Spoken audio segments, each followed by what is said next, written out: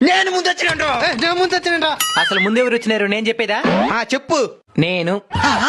మరి నీళ్ళెందుకు పట్టుకోలేదు? వచ్చుంటే ఇప్పుడో పట్టుకొని ఉంటాను. నీళ్ళు రావడం లేదా? మావా నీళ్ళు అయిపోయినాయి మావా. ఇంట్లో ఒక్క సుక్కు కూడా నీళ్ళు లేదు మచ్చా.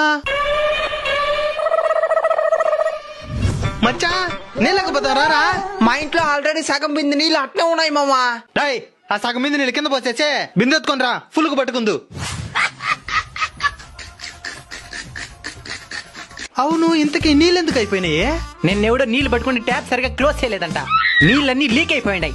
ఈ రోజు ప్రపంచ నీటి దినోత్సవం కూడా. ఈ నీటి దినోత్సవం రోజే మనకి నీళ్లు లేకుండా పుడిచింది. నీళ్ళు లేకుండా ఎందుకు పోతుంది? మొన్న మా మేడం క్లాస్ లో చెప్తే విన్నా, ఈ భూమి మీద 71% నీళ్ళే ఉందంట. నిజమే, కానీ తాగలేం. ఏమే? ఉప్పు నీళ్లు కాబట్టి. మీకు అర్థమయ్యేలాగా చెప్తాను చూడండి. ఈ భూమి మీద ఉండే మొత్తం నీటిని 100% అనుకుంటే అందులో 97% నీళ్లు తాగచ్చా? అస్సలు తాగలేం. ఎందుకంటే అవి సముద్రంలో ఉండే ఉప్పు నీళ్లు కాబట్టి. అయితే మనకు తాగడానుకుంటే మంచినీటి శాతం 3%. ఆ 3% నీళ్ళల్లో కూడా 2% నీళ్లు మంచు రూపంలో గ్లేసియర్స్, ఐస్ క్యాప్స్, అదే హెమనీ నదాల రూపంలో గడ్డగట్టకపోయినాయి. అయితే 1% అయినా మనం తాగడానుకుండేదా?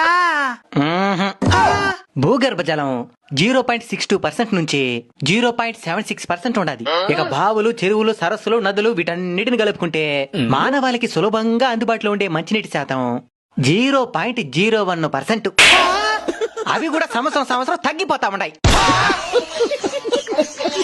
ఇప్పుడు చెప్పండి మనం ఏం చేయాలో? నీటిని అస్సలు వృధా చేయకూడదు. నీటిని పొదుపు చెయ్యాలి. అలానే భూగర్భ జలాలను కూడా పెంచే ప్రయత్నం చేయాలి.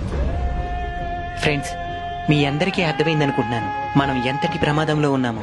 కాబట్టి దయచేసి ఈ వీడియోని వీలైనంత మందికి షేర్ చేసి వాళ్ళకి నీటి విలువ తెలిసేలా చేయండి. అలానే ఈ వీడియో మీకు ఉపయోగపడింది అని అనిపించుంటే ఈ వీడియోని లైక్ చేసి మన అన్బీటబుల్ కల్చర్ ఛానల్ ని సబ్స్క్రైబ్ ఆర్ ఫాలో చేసి మీ సపోర్ట్ ని అందిస్తారని ఆశిస్తున్నాము. నమస్కారం.